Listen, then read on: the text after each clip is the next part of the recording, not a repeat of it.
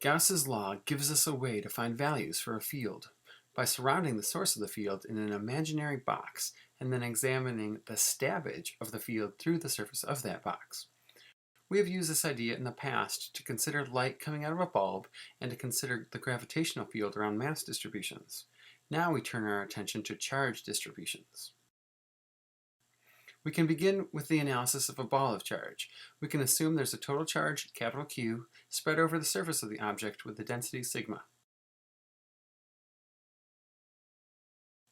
We shall try to find the value of the electric field at a random point in space near the ball.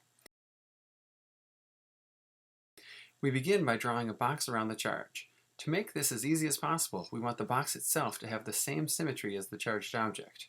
This will ensure that the dot product of the field and the area normal vector is maximum at every interaction.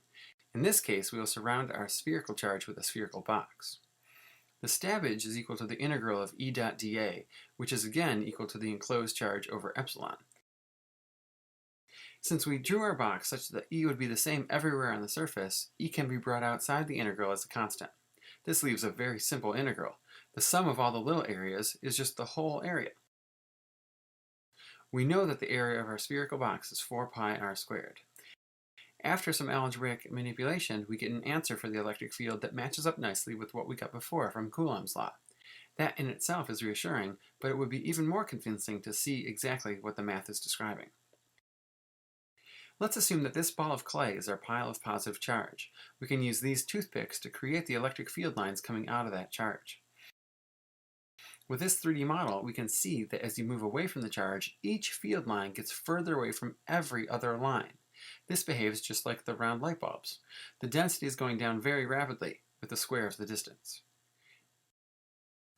Now let's consider a line of charge. It has a total charge Q spread out over a length L, giving the stick a charge density lambda. Let's try to find the value of the electric field at this random spot right here. We begin by surrounding the charge in a box. To maximize symmetry, I'm going to use a cylindrical box that is centered on the line of charge. As a simplification, we shall ignore edge effects and assume that all of the field lines stab out through the big curved wall and that none come out through the end caps. I start with the same general definition of stabbage. This time, when I substitute the area of the box, I only need to count the curved wall of the cylinder.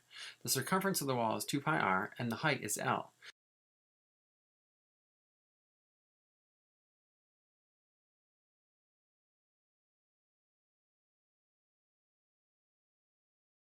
This answer is very interesting. It looks like the electric field around a line of charge decreases with r, not r squared. Can that be true? We can make a 3D model of the line charge out of our piece of clay. Again, we can use toothpicks to represent the field lines. As I turn the model, notice that in one plane it looks like the field lines diverge, but if I hold it differently, you can see that in other planes the lines do not diverge. This matches our calculation. The strength of the field will decrease with distance, but not as quickly. As one last consideration, I'll draw a two-dimensional plane of area A with a net charge Q spread out all over it, giving the surface a charge density sigma. We are interested in the value of the electric field at an arbitrary distance from the plane. Again, we will ignore edge effects and assume all of the lines come out from the flat sides. In that case, a good box would be a rectangular prism. In this case, there will only be stabbage through the top and bottom surfaces, but not on any of the 4 sides.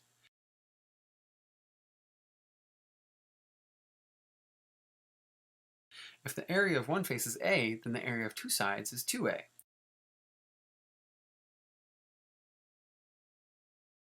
After some manipulation, we end up with a very surprising result. There is no dependence on distance at all. Here is a 3D model of our plane of charge. If I put the toothpicks in it, you can, in fact, see that their density is constant. No matter which way we look at it, the lines are always the same distance apart, meaning that the field strength is constant. There is no R dependence. In summary, the rate at which the field drops off as you move away from a charge depends entirely on the geometry of the source object.